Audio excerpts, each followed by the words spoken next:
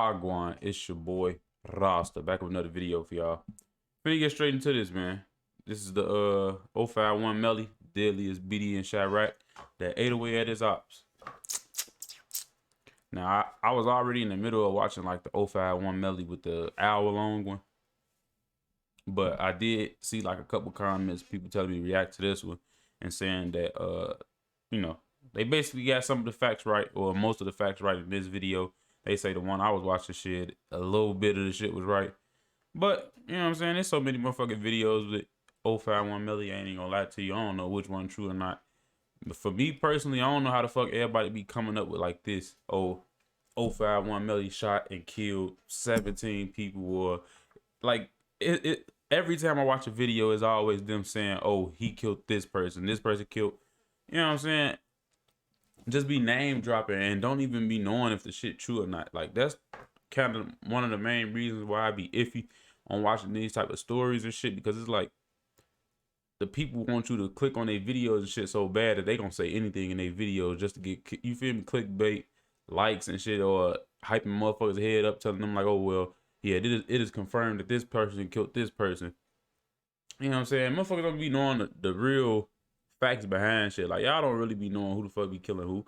It just be motherfuckers on the internet typing shit in the comments, and motherfuckers look at that shit and run with it. But we finna get straight into this and see what they talking about. A Chicago rapper related to prominent rapper Lil Durk was shot until lifeless Saturday afternoon in Chatham. MacArthur Swindle, aka OTF Nunu, 21. Them left Newski. His ass right here. Oh damn, he at the villa he was at? You feel me? They left his ass up here on folks and them tweaking. A 32-year-old rapper, Mubu Crump, passed away after he was shot, and another, Yarmel Williams, aka 051 Melly, wounded but survived a... What up, guys? Welcome to another episode of the series where we tell the deadliest of the deadliest in the streets. Today, we gonna speak on the grave digger of Chiraq. You know, to get a name like that, out of all the savages there are, you got to be knee-deep in some things. I'm talking about none other than 051 Melly, the savage that inflicted fear in his ops while at the same time earning respect. We'll see just how ruthless he was and why they backdoored him to take him out. 051 Melly built up a reputation as a cold-blooded savage, with the number of bodies rumored to be in the double digits. So just how did he become the gravedigger of Chiraq? 051 Melly, government name Yarmel Williams, came up in Southside Chicago at the Calumet Building / Randolph Towers. It was here that he gained his BD heritage, as 6217 South Calumet Ave was the home of the Black Disciples. When the Calumet apartments were torn down, he would move to 59th and Calumet with his mother Angie, brother Wu, and sister Kenjay, which was where 600 resided. He soon started attending Deuceable High School, where he was in the close company of Mickey Cobras, MCs, on 50th and 51st from King to Cottage. Something would happen not too long after that would spark the path of his legacy. Melly would become affiliated with KTS Von's cousin, 051 Zico of Young Money, YM. But when Zico would get murked by THF 46, Trigger Happy Family, a key, was when Melly would go hard for YM. There's a lot of debate about what set Melly was really from. Some say MC, but he never switched to Mickey Cobra and stood by.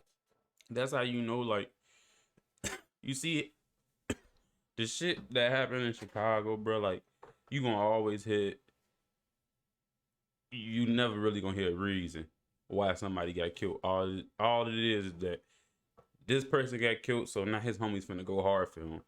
You know what I'm saying? That's exactly how all the deaths be. It don't never be over no, oh, this started because we're at the bam.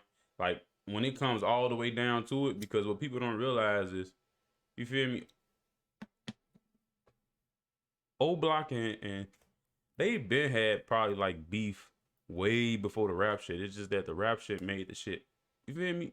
It made everybody on the outside looking in pay attention to Chicago. That's all it really did. But y'all really got to think about it. They got big homies and shit that's in jail for, you know what I'm saying? So that shit ain't just started with when Chief Keef and them started rapping. That shit happened. They got big homies who into it with, you feel me, same niggas. So it's like, this shit probably been going on for how long? We don't even know. You know what I'm saying? But man, I don't know, man. We gonna finish watching this though. Young Money. It's crazy, because YM mostly had BDs for ops, but Melly was a renegade BD. most reckless BDs out here. But I'm BDK. Come on, man, with these ads fucking on my video. Don't skip my shit though. Don't skip my shit.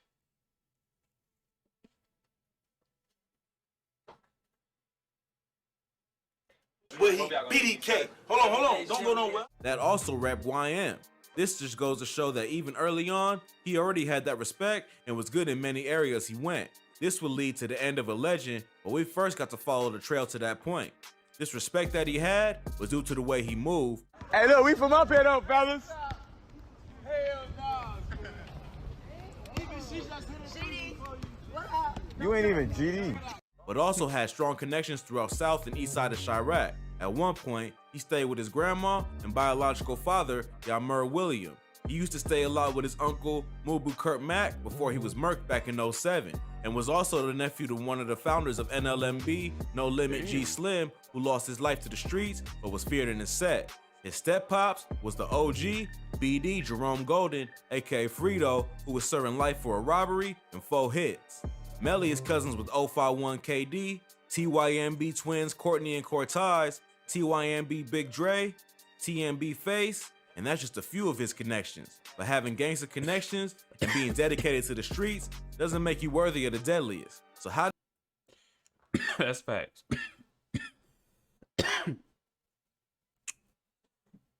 In certain cities, bro, it don't fucking matter if you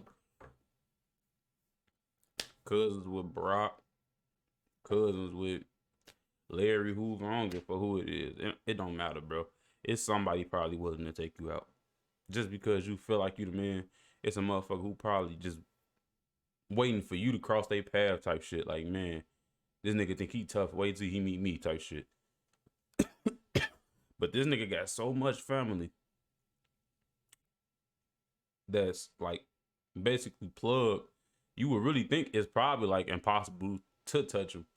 When whole time shit, I don't know, man. I don't know. We finish watching because it's so many motherfucking stories on if he got backdoored or I don't know. There's so many fucking stories on what the fuck happened with Melly. But we finna see if he talk about this shit in this video. How did Melly rise to such a title, walking untouched by his ops? I ain't got no ops. You see I'm walking down the street, don't lie. It can be said that pain turned him from a savage into a monster. After THF 46 Aki banged his homie YM Zico at the McDonald's parking lot, it ignited the beef between THF and YM, with Melly being the main aggressor. YM would get revenge for Zico around 2010. Well, yeah. Zico got killed in 08, I'm keeping fun. Then somebody died in 10, right? When 600M Thing murked 051T Streets, Melly and 051 Kiddo would add to his bodies, murking 600 Shaq on the 5900 block of South Calumet Avenue in retaliation. This incited even more bloodshed around Melly, and he wanted smoke even if it was from his old block where he grew up. This is what made him so different. He was cool with most and not cool with them at the same time, because he would do what he had to do if disrespected. His Twitter handle was seen to change to @Fats_Big_Brother in memory of losing him after it was rumored that 600 C-Day retaliated for Shaq, murking Fats, who was then later targeted and taken out. Fats was really close to Melly, and this really affected him. His heart turned colder with everyone he lost. His homie 051 Kiddo played a hand in the get back for Fats, catching 600 Tricks lacking in a car in the Washington Park neighborhood on the south side after Tricks was talking sideways about 051 Kiddo. Melly already began losing everyone close to him and taking out ops as he went. 051 YM was on a banging spree, sliding back every time the ops upped the score. The next that fell was 600 LA Capone after an eyewitness placed Capone, C-Day, and Tricks at the scene, emptying a clip into 051 Fats. They then taunted Melly and 051 disrespecting Fats on Twitter. Melly was known to be disrespectful, a trait seen among Chiraq savages. He found pleasure in seeing his ops slump. On the other hand, Lil Durk, who at the time was one of Chiraq's rising rappers that stood on OTF, Only the Family, mourned the loss of his homie LA. Durk and Melly will become sworn enemies with what happened next. 600 got their get back, murking well-known 051 Savage and rapper Lil Mark. Lil Mark became the target of jokes by 300, 600, OTF, and THF, who would take pictures where he was hit. Lil Durk went as far as making a video at the bus stop where Mark was hit. Bus stop, man. Hey, this bus stop right here though. This is a real famous place. You hear me? This is a real famous place. Hey, this bus stop is a real famous place. That sent Melly angry with bloodlust. The unlucky soul to become his next body would be OTF Chino, who was Durk's manager at the time. Chino made the mistake of simply appearing in a music video by Melly's op, THFTP, in his video, Bus Stop, that mocked a bunch of fallen ops and Lil Mark, who got targeted as a bus stop. That was enough for Melly to take Chino's life, emptying a clip into him while inside his car in the 8400 block of South Stony Avenue. While Durk mourned, the gravedigger Melly clowned Chino every chance he got. Just let me a piece. Yeah, Chino Burger. That's what they said. Get the out of here. His homie Mubu Crump joined in on the disrespect. Y'all got that order for Nooski? Chino Burger. Chino Burger. Yeah. Y'all got it? Crump played a huge part in the turn of events that led Melly down the rabbit hole, but we'll address that later. Chino was gone, but Melly didn't have enough. Pain was too much for him to let the disrespect from Durk slide. Durk is versed in the streets and knew how to avoid getting hit, but you know how it goes. If I can't get you right now, then I'm gonna get those close to you. Melly turned his attention to Durk's blood cousin, Nooski, aka OTF Nunu. Caught Nooski lacking in the 700 block of East 87th Street in the South Side, creeping up and letting off shots into his body while he sat in the car. Nooski would try to escape, but crashed and succumbed to his injury. His passing happened just 2 days after Durk signed Nooski and was pushing for him to blow up. So, I remember D-Thing sent me a picture of Nooski signing his deal like 2 days before he got killed. Yeah. Melly ain't know it yet, but he was about to lose someone close to him yet again. Mubu Crump was Melly's homie. They both clowned Durk after Nooski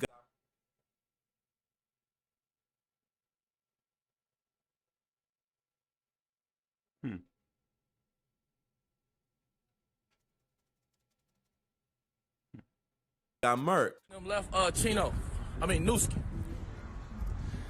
They left his ass right here. You feel me? Durk was not to be taken lightly. He was known as a demon in Chiraq. Durk dropped a number of songs referencing his hatred towards Melly. One was his track, Like That, where he said, "It's one op that we ain't blast, after him it ain't no fun." Melly continued to taunt Durk, making fun of the track.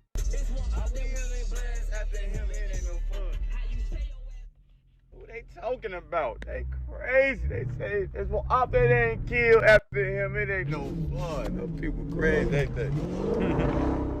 It was rumored that Durk wanted Melly's head so bad that he put $150,000 on it. Maybe that's why THF Raheem pulled up on 051 Melly, Aereo, and Aero in the 6000 block of South Wentworth Avenue in Eaglewood, injuring Melly in the head and foot, Aereo in his shoulder, and Aero being grazed on his leg. All survived, even Melly with his head shot, and slid back on THF Raheem with 051 Aero. Damn.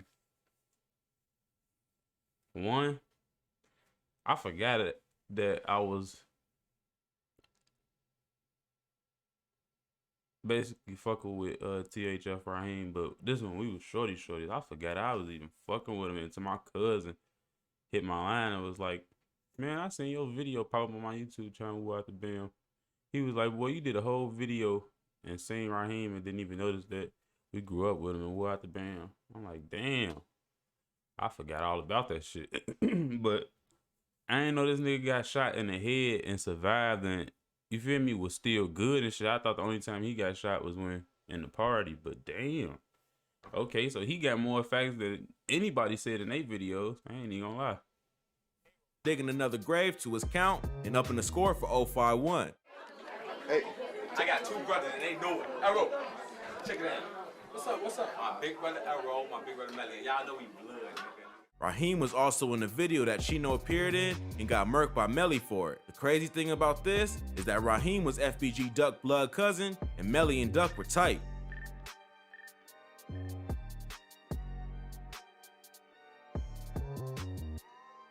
But that's how it goes. Duck understood Raheem was an op, no matter if he was family. Raheem's demise also brought a much bigger problem to Melly. Raheem was THF Bezu's stepson, a staple and figure in the THF camp. Melly and Bezu held a deep respect for each other as two assassins in Chiraq. Stepson.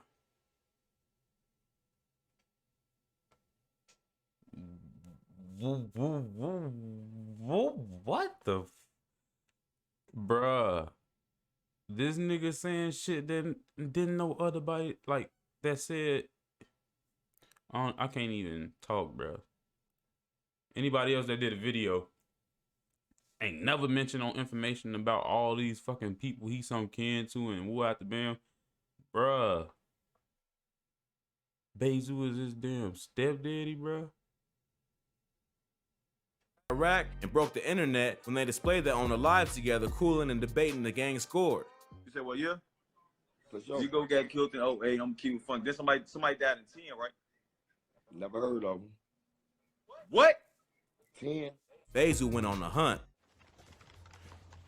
Gang. How they want it? He would find his target, Melly, along with Crump, hitting Melly several times in the arm and chest and ending Crump's life. Melly mourned his friend, taking time to heal after surviving being shot again. He was earning the reputation of being invincible, and Melly was rushing head in for any smoke. Time went on, and 051 lost another soldier, Bankroll Q, by members of Folly Boys and TY from GGE Motown. Melly was back on the scene in no time, catching one of Q's bangers, Lil Del from Folly Boys, and hit him multiple times in the chest. Lil Del tried to escape, making it to a hospital, but passed away. Melly received props from Jarrell City, a set which he had grown close ties with. Melly survived so many close calls, it began taking a toll, reminiscing on his lost homies. Fueled by his losses, Melly was fixated on making his ops pay. His next victim would be TY GGE in retaliation for his involvement in Lil Del's hit. The streets was growing more fearful of Melly. He was like a parasite that just kept eating away at his ops. THF felt the full force of his fury. Piling up bodies almost became like a hobby to the Chiraq gravedigger. Vengeance still was in his mind for Dirk. That's how free Dirk and Vaughn. Freedom niggas though. I'd rather them dead than in jail. But when he lost his homie Motor of Jarrell City, Melly would make even more bold and reckless movements. This is the site where the quadruple shooting took place of the SKD members at this G-Lo station.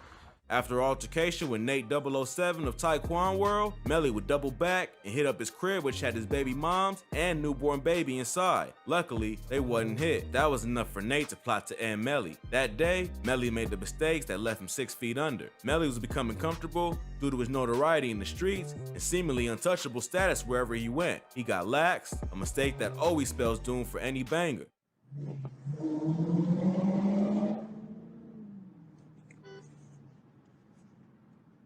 After hitting up Nate's apartment, Melly then went to a party celebrating the anniversary of STL Can't Get Right, aka Man Man Passing, who was Duck's close friend. Party was at 6107 South St. Lawrence, which was Jarrell City's turf. Melly was cool with Jarrell and Duck's camp, so out of respect, he showed up, even after he was given the heads up that ops from Taekwon World, who he hit up, would be there. Melly was caught lacking in the party by Nate in retaliation for events prior, letting off several shots into Melly, which brought the gravedigger to his own grave. The video of his end was caught on tape by Travis of Jarrell City, who was later murked himself, allegedly for snitching about who got Melly. The legacy of the gravedigger 051YN Melly will forever live on as the deadliest BD out of the streets of Chiraq. R.I.P. Yarmel Williams. Stop playing on me, man.